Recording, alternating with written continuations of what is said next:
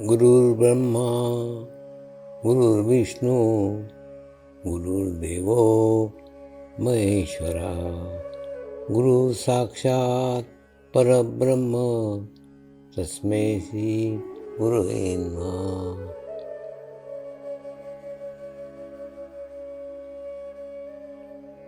ध्यान की उस स्थिति में जाएंगे जहाँ शरीर भाव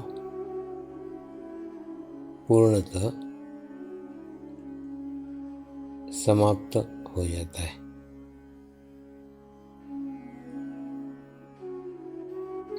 अपने पूरे शरीर को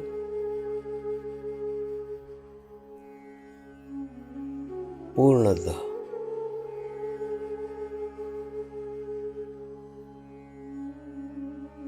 शिथिल छोड़ देंगे,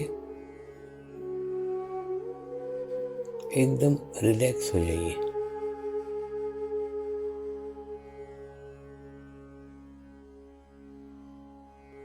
मंत्र का उच्चारण करेंगे।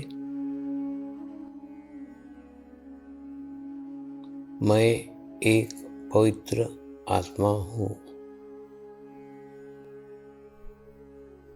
मैं एक शुद्ध आत्मा हूँ। मैं एक पवित्र आत्मा हूँ। मैं एक शुद्ध आत्मा हूँ। मैं एक पवित्र आत्मा हूँ। मैं एक शुद्ध आत्मा हूँ।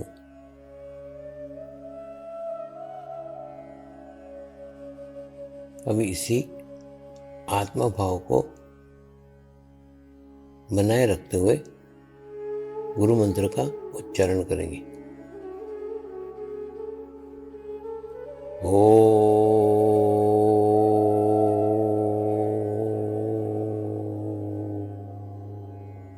श्री शिव कृपानंद स्वामी नमो नमः।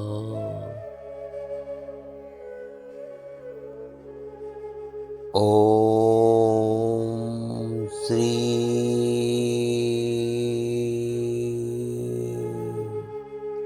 शिव कृपानंद स्वामी नमो नमः।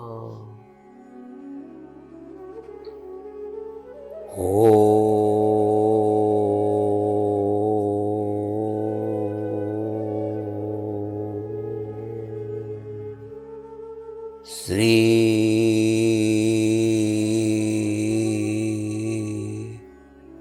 शिव कृपानंद स्वामी नमो नमः।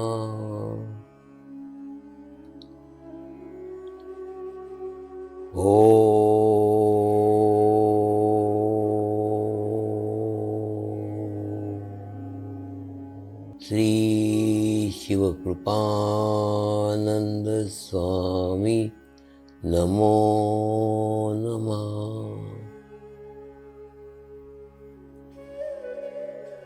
ओम श्री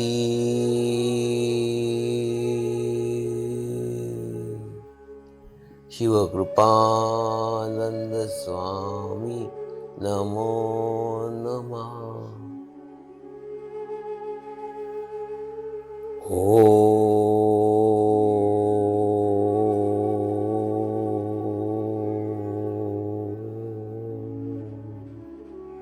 श्री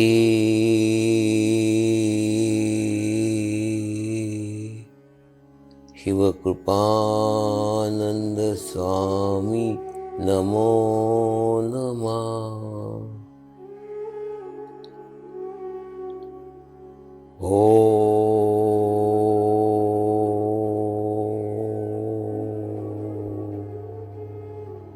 श्री शिवकृपानंद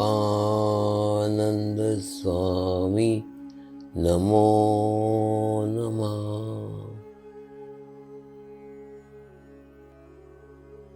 ओम श्री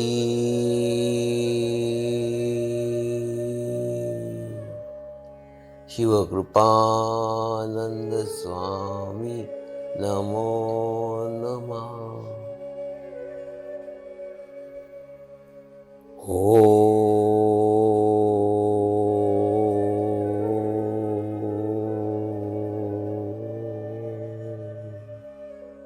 श्री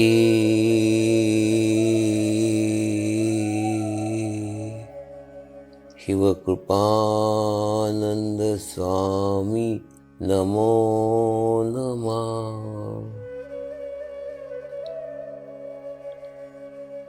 अब आप अपना चित्त सहस्त्रार पे रख के थोड़ी देर के लिए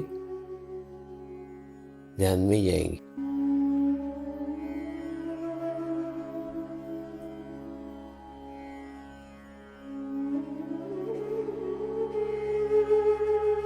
धर्म यानी ज्ञान, धर्म यानी नॉलेज, क्या अच्छा है और क्या बुरा है इसका ज्ञान आपको आपके भीतर से मिलना चालू हो जाता है।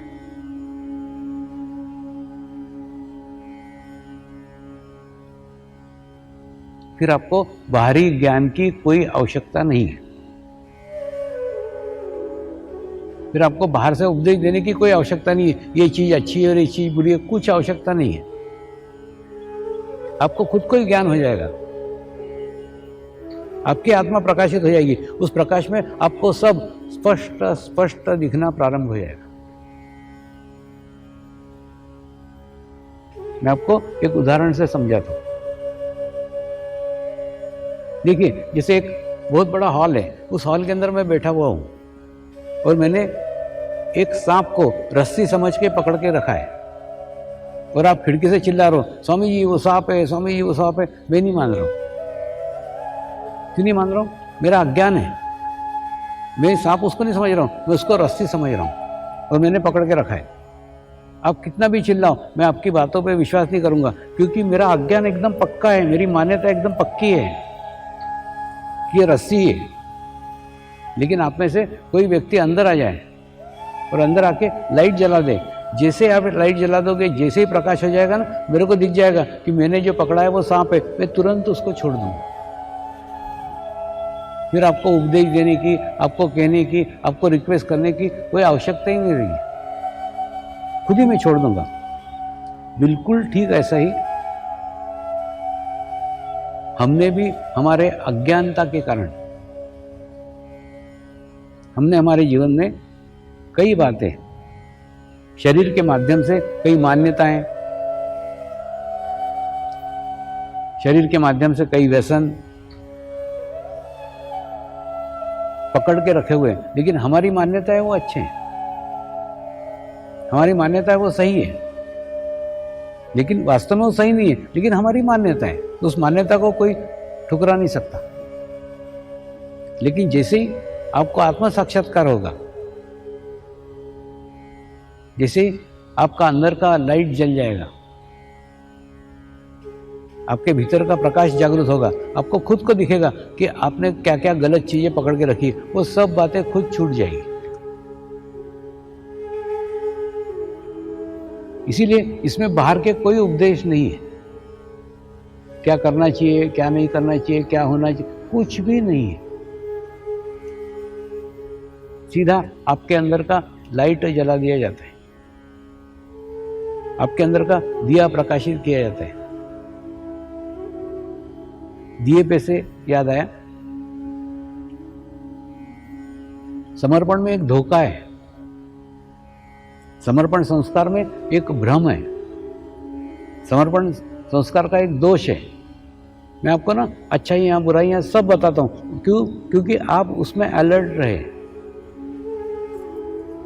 आप कल्पना करो कि आप एक बुझा हुआ दिया है और खूब दूर एक झाड़ी में अकेले पड़े हुए हैं, तभी आपको एक स्थान के ऊपर एक जगह पूरे जंगल में प्रकाश ही प्रकाश दिखता है। एक बहुत बड़ा मैदान, जिस मैदान में सब दूर प्रकाश ही प्रकाश है। उस प्रकाश ही प्रकाश को देख करके आपके दिए को भी प्रकाशित होने की इच्छा होती है, जलने की इच्छा होती है, और जलने की इच्छा से वो धीरे धीरे उस प्रकाश के पुंज की तरफ जाता है। तो जैसे ही पास में जाता है ना, जैसे ही करीब जाता है, तो आपको दृश्य दिखता है, एक बहुत बड़ा दिया प्रकाशित है, और उस प्रकाशित दिए के आसपास छोटे छोटे दिए लाइन से आ रहे हैं, और उसके ज्योति से उसकी ज्योति टकरा रहे हैं और प्रकाशित हो रहे हैं, और प्रकाशित होकर हजारों लाखों दिए प्रकाशित हो रहे हैं, और लाखों दियों का प्रकाश उस स्थान पे, उस जगह है। आप भी उसमें शामिल हो जाते हैं, आप भी लाइन में लग जाते हैं, आप भी उस बड़े दिए के पास से गुजरते हैं, आपको भी लगता है आप भी प्रकाशित हो गए हैं। सब दूर प्रकाश ही प्रकाश है, आपको लगता है आप भी प्रकाशमय हो गए, आपका भी दिया जल गया है।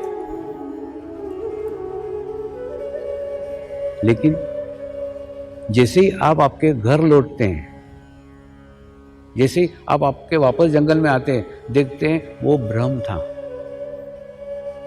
वो धोखा था। वहां पे इतना प्रकाश था, इतना प्रकाश था कि आपको लगा आपका दिया प्रकाशित हो गया, जबकि आपका दिया जला ही नहीं था, आपका दिया प्रकाशित हुआ ही नहीं था, जबकि आपको आपके आसपास के प्रकाश के कारण भ्रम पैदा हो गया, गलत फहमी पैदा हो गई कि मेरा भी दिया जल गया। सामूहिकता का एक सबसे बड़ा ये दोष है कि जब आप लाखों की सामूहिकता में आते हो, लाखों की कलेक्टिविटी में आते हो, और उस कलेक्टिविटी में आने के बाद में आपको फायदा होना चालू हो जाता है, आपको लाभ मिलना चालू हो जाते हैं, तो आपको लगता है कि मेरा भी आत्म साक्षात्कार हो गया, मेरा भी दिया जल गया। ये उदाहरण इसलिए देता हूं, कुछ दिन पहले एक साधक मेरे पास नई कार लेके आया। बोले स्वामी जी, मैं चाहता हूं कि इस कार की पूजा आपके हाथों से हो। मैंने खुशी व्यक्त की, अच्छा है तूने कार लिया वगैरह। उसने कहा स्वामी जी, मैंने कितनी प्रगति, कितना प्रोग्रेस किया है। आज से 3 साल पहले मैं फुटपाथ पे ऊपर मोजे बेचता था, आज मेरी मोजे की फैक्ट्री है।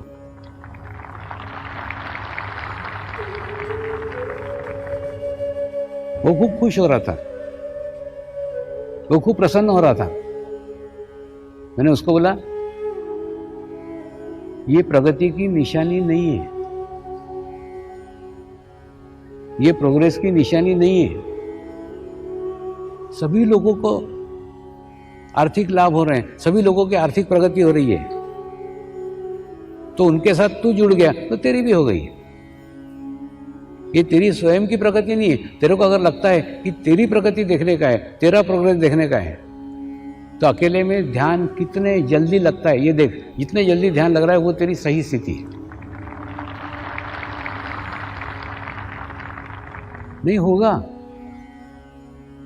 आप जब इसमें शामिल हो गए ना, आपको खूब आर्थिक लाभ होंगे, भौतिक लाभ होंगे, आपके छोटे छोटे काम ऐसे हो जाएंगे, खूब प्रॉफिट आपको इसमें मिलना चालू हो जाएगा। ये सब धोखा है, ये सब भ्रम है। उस भ्रम जाल में तुमको लगेगा तुम्हारी भी खूब प्रगति, क्या क्या अनुभूतियां आ रही है, क्या क्या अनुभव आ रहे हैं, आहा। लेकिन वो अनुभूतियां सामूहिकता की है, वो अनुभूतियां कलेक्टिविटी की, आपकी नहीं है।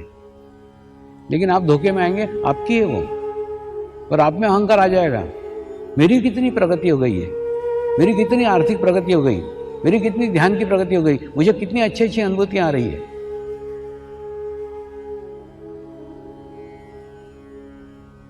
आप में खाली पीली का अहंकार निर्माण हो जाएगा। इसलिए सामूहिक प्रगति के धोखे में कभी मत आओ। अरे सिंपल बात है ना, लाखों प्रगति करने वाले लोगों के साथ तुम जुड़ गए तो तुम्हारी प्रगति तो होने ही वाली है, उसमें कौन सी बड़ी बात है? नहीं समझे? और समझाता हूं। एक 4 घोड़ों की गाड़ी है, हाँ, 4 घोड़ों की गाड़ी में चारों घोड़े स्टेशन पहुंचना चाहते हैं। तुम बदमाश आलसी घोड़े हो, लेकिन उस घोड़ा गाड़ी में जुटे हो तो बाकी 3 घोड़े आपको खींच करके स्टेशन तो पहुंचा ही देंगे ना। तो आप पहुंचे क्या? नहीं, आपको पहुंचाया है, लेकिन आप शान दिखा रहे हो मैं स्टेशन पहुंच गया। अरे पहुंच क्या गया? पहुंचा ही दिया तेरे को खींच के।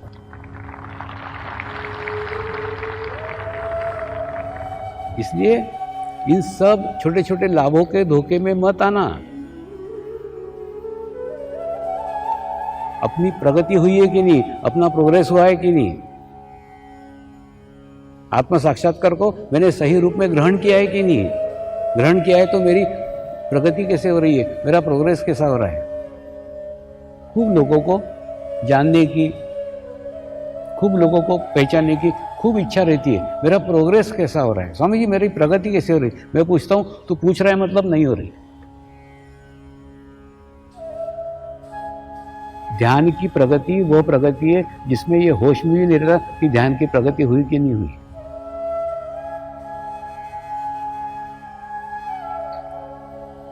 तो सदैव निरीक्षण करो, सदैव अलर्ट रहो। जैसे मैं अलर्ट रहता हूं, मेरे गुरु साहब में मेरे है कि नहीं है, रोज देखते रहता हूं। उसी प्रकार से आप देखो ना रोज, मैं गुरु के साथ में हूं या नहीं। मैं तो तुम्हारे साथ रोज रहता हूं, तुम ही मेरे साथ कभी कभी रहते हो।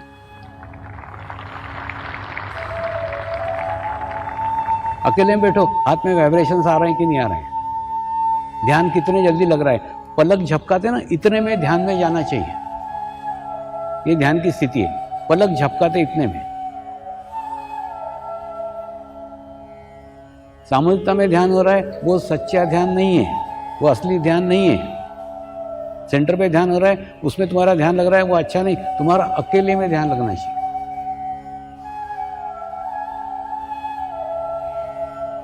घर पे अकेले बैठ करके ध्यान करो और तुम्हारा ध्यान लग रहा है, वो तुम्हारी असली कमाई है, बाकी सब बाप कमाई है।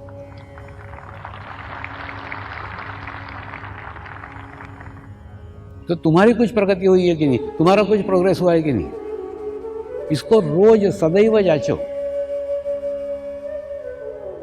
दूसरा, ध्यान में कितनी भी अच्छी अनुभूति आ जाए, ध्यान कितना भी अच्छा लग जाए, वो परमानेंट नहीं है। वो स्थिति दूसरे दिन नहीं रहेगी। इसलिए उसको निरंतर करते रहो। उस स्थिति का अहंकार मत रखो, उसका ईगो मत रखो कि मेरे को कितनी अच्छी ध्यान की स्थिति हुई, कितना अच्छा ध्यान लगा। जैसे पीतल का ग्लास रहता है कि नहीं, रोज हमको चमकाना पड़ता है और दूसरे दिन देखेंगे वो चमक नहीं रहती, उसकी चमक फीकी हो जाती है। ठीक उसी प्रकार से ध्यान की कितनी भी अच्छी स्थिति, ध्यान की कितनी भी अच्छी अवस्था आपको प्राप्त हो गई तो भी उसके अहंकार में मत आना, वो कल खराब होगी ही। क्योंकि आसपास के लोग, आसपास के विचार, आसपास का प्रदूषण, उसका सब का प्रभाव उसके ऊपर पड़ेगा ही। तो सदैव अपने ग्लास को चमकाते रहो, नियमित ध्यान करते रहो, नियमित मेडिटेशंस करते रहो।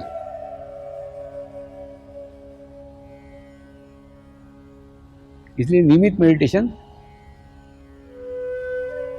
और सामूहिकता में मेडिटेशन, ये दोनों की अत्यंत आवश्यकता है।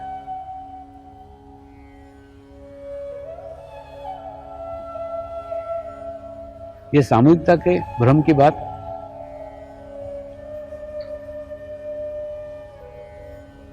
इसलिए कही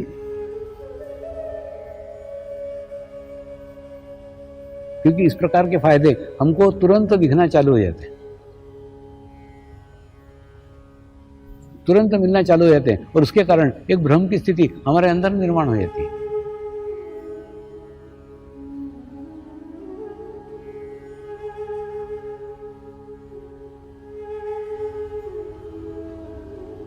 आज का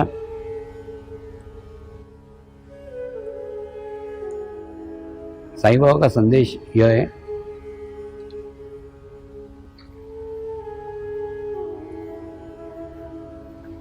कि एक बार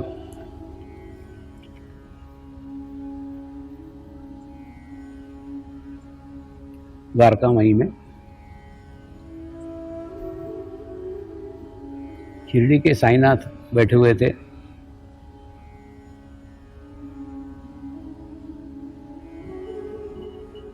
उनके सामने अलग अलग भक्त आ रहे थे, अपने भक्ति से, अपने भाव से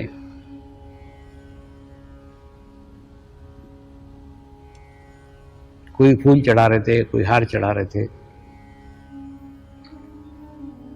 कोई गायक थे, वो गाना गा करके अपनी सेवाएं दे रहे थे,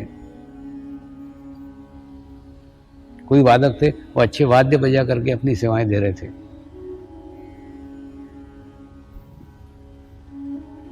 सब अपने अपने तरीके से भाव की अभिव्यक्ति कर रहे थे।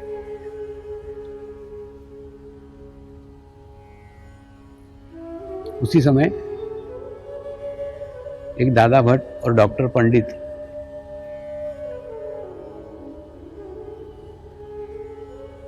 दोनों ही जने उनके पास आए। दादा भट्ट ने उनकी पूजा की, उनको फूल चढ़ाए, उनकी चरण वंदना की। उसके बाद में ये डॉक्टर पंडित आए, इन्होंने भी चरण वंदना की, इन्होंने भी फूल चढ़ाए और इन्होंने शिरडी के साईं बाबा के कपाल के ऊपर त्रिपुंड चंदन लगाया, जबकि वो अपने कपाल को किसी को हाथ लगाने देते नहीं थे और इनको लगाने दिया। और जब वो चले गए तो दादा भट्ट ने पूछा, आप तो किसी को कपाल को हाथ लगाने नहीं देते, चंदन नहीं लगाने देते, इनको क्यों लगाने दिया? तो शिरडी के साईनाथ ने उत्तर दिया, उसने मुझे चंदन लगाया ही नहीं।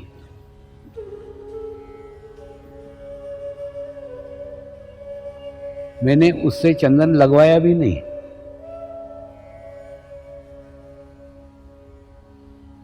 वो जब मेरे सामने आए तो मेरे भीतर, मेरे अंदर उनको उनके गुरु नजर आए, जो गुरु ब्राह्मण थे, पुराणिक बाबा थे।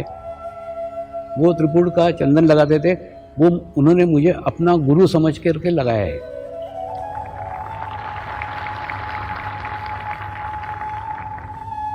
तो शरीर की भिन्नता कितनी भी हो, गुरु तत्व एक ही है।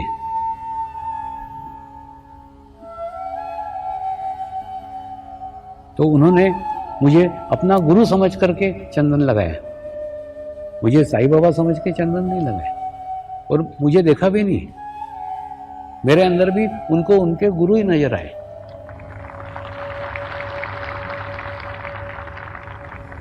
उनका कहने का प्रयास था, उनका समझाने का प्रयत्न था कि गुरु तत्व एक अंदर से बहने वाली निरंतर प्रवाह की धारा है।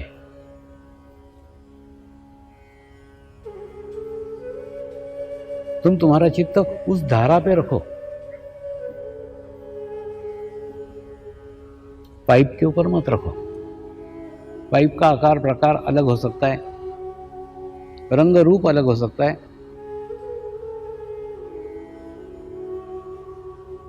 लेकिन अंदर से बहने वाला प्रवाह एक ही है। ये समझाने का उन्होंने प्रयास किया था, उन्होंने प्रयत्न किया था।